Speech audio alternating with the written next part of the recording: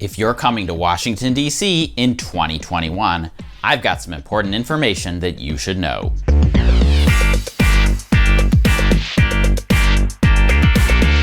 Hello, my name is Rob. I'm a tour guide and the founder of Trip Hacks DC Tours. On this channel, I share my best tips, tricks, and hacks for exploring Washington, D.C. And over at triphacksdc.com, you'll find info about tours and more. If you're planning to visit this year, you probably know it's not gonna be like in the past. This video is not a reopening update. If you're interested in that topic, I've got plenty of videos on the topic of reopening in a playlist that I will leave linked to down in the description. Instead, in this video, I'm going to tell you about everything that's new or different in 2021. And I'm curious, what are your thoughts on these 2021 changes? Did any of them surprise you? After you're done watching the video, leave a comment down below and let me know. With that said, let's get started. The most important thing you need to know about 2021 is that planning ahead is not really optional. In the past, you could show up to Washington, D.C. with a rough outline of an itinerary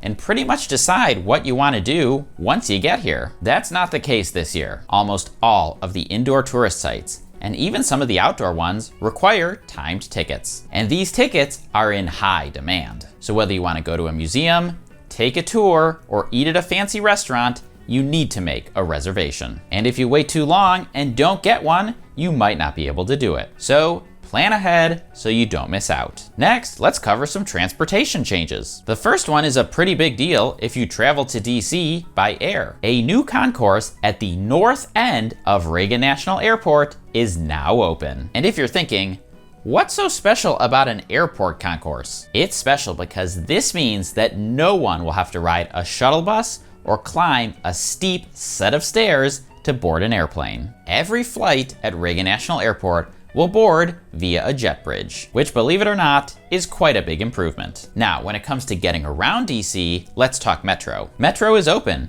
It actually never closed, but it did have its hours cut, and it's still operating on a reduced schedule. Right now, Metro hours are Monday through Friday, 5 a.m. to 11 p.m., Saturday, 7 a.m. to 11 p.m., and Sunday, 8 a.m. to 11 p.m. Now, this might not seem like a burden at all if you're visiting as a tourist, but remember, if you're planning on doing any nightlife, 11 p.m. is actually not that late. And maybe you're thinking, well, what do I care about Metro? I'm just gonna Uber around everywhere. So here's the thing about that. The number of Uber rides plunged during COVID, and a lot of Uber drivers stopped driving, or they switched to delivering food or something else. And now the demand for Uber rides is starting to come back up, but the drivers kind of aren't, which has led to a pretty severe imbalance and some sky-high prices. I'm talking rides that pre-COVID might have cost $10 are now costing $50. Now,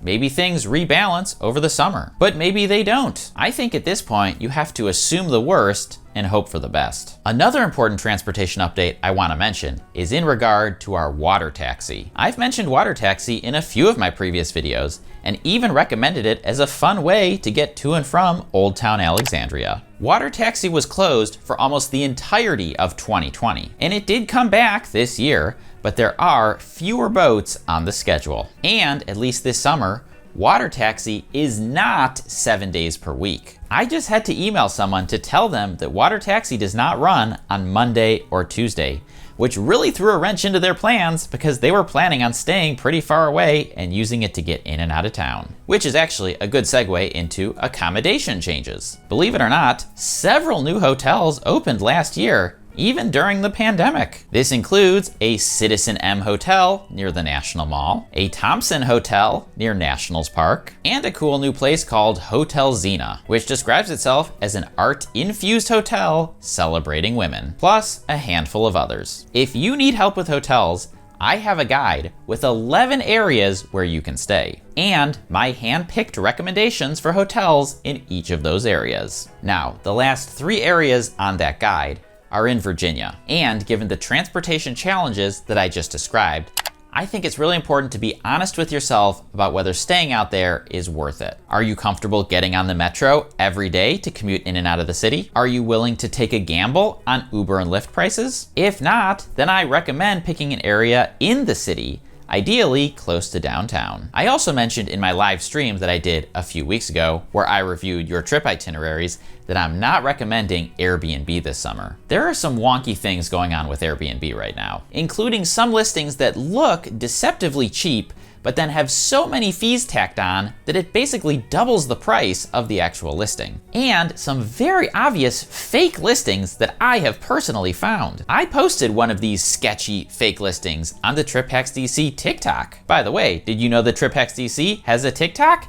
It's down in the description if you want to check it out. And lastly, there's no way that I can vouch for any individual Airbnb, which makes it really hard to know exactly what you're gonna get. All right, enough with the accommodations. Let's run through some important restaurant changes. Like I said at the beginning, if you want to eat at any kind of sit-down restaurant, double check to see if you need reservations, and if you do, make them as soon as possible. When you get to the restaurant, please be patient with the staff. Restaurants were allowed to return to full capacity about a month ago, but many of them are still not fully restaffed. There was an extremely eye-opening article in the Washington City paper about how the reduced metro hours that I mentioned earlier are actually making it extremely difficult for restaurants to staff up, because most of them are open past 11 p.m., especially on the weekends, which means their staff have very limited options for getting home after work. And Metro has basically said that extending the hours is not on the table until at least the fall. Okay, here's one that you may actually find surprising. A new museum opened in Washington, D.C. during the pandemic. It's called Planet Word,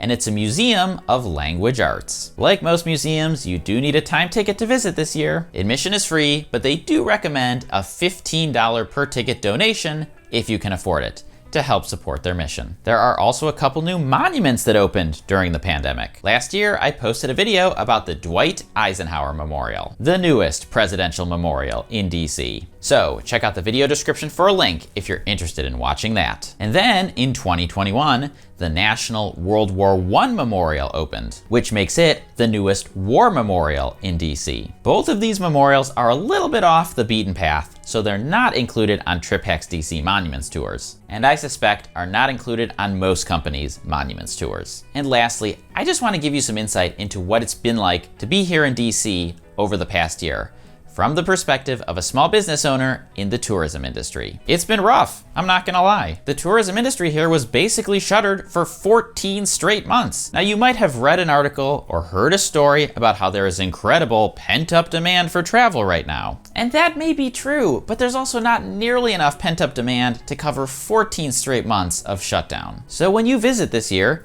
some places that you might remember from the past will be gone. Some places you remember from the past will be different, because we all had to do whatever we could to survive. And even so, some of us didn't. If I could give one piece of advice for 2021, it's this: spend your money at local businesses whenever possible. The chain restaurants and the chain tour companies may well give you a fine experience, but if they're the only places around after it's all said and done, it's gonna be different and probably worse. So if you're wondering where to even start with this, I made a list of 5 curated tour companies that I would wholeheartedly recommend. So even if you don't wind up touring with TripHacksDC, that's okay. There are lots of other great local companies that will take care of you. Check out the video description for the link. And hey, if you made it this far, then I highly recommend another TripHacksDC video. So go ahead and click or tap right over here to watch the next one. And if you're coming to DC and want to sign up for one of those TripHacksDC tours, you can click or tap on the Capitol Dome on the left side of my head. That'll send you right over to triphacksdc.com, where you can see all of the tours that we offer. Enjoy your trip.